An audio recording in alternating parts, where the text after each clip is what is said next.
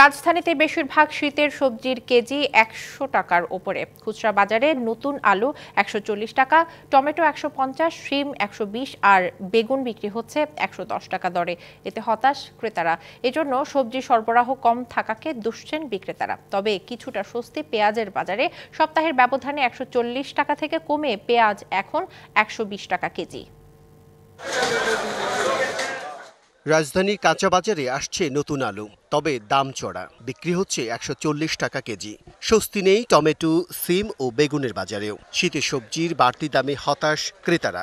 এখন তো সবজির সিজন, আর তা আরো কম দাম থাকার কথা ছিল, কিন্তু সেই তুলনায় দামটা অনেক বেশি হয়ে যাচ্ছে। যারা আমরা মধ্যবিত্ত বা নিম্ন মধ্যবিত্ত, তাদের নাগালের সবকিছুই বাইরে। দ্রব্যমূল্যের যে অবস্থা, শীতকালে আপনার অন্য টাইমের থেকে এখন অনেক বেশি দাম। ধরেন ১০০ টাকা করে বলতেছে, কিন্তু এখানে এখন ১৩০ টাকা করে আছে। এখনো টমেটোর দাম অনেক বেশি।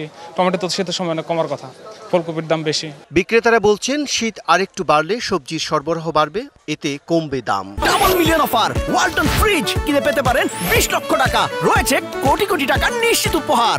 গত সপ্তাহ যে দাম, আজকেও এই দামে, কিন্তু দাম কমে নাই। টমেটো হয়েছে ১৫০ টাকা, গোল বেগুন হয়েছে ১২০ টাকা, সিম ১২০ টাকা।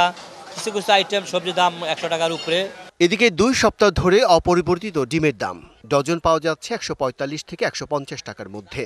ডজন বর্তমানে আমরা ১৪৫-এ, ৮০ ডিমটা একটু ওঠানামা করে, লাল ডিমটা একই আছে। স্থিতিশীল আছে ডাল, তেল সহ আরও কিছু নিত্যপণ্যের দাম। কমেছে পেঁয়াজের দামও। তবে দেশি মাছের সরবরাহ ভালো থাকায় দামও কিছুটা কম। শীতের সিজন তো একটু সব মাছ পাওয়া যায়।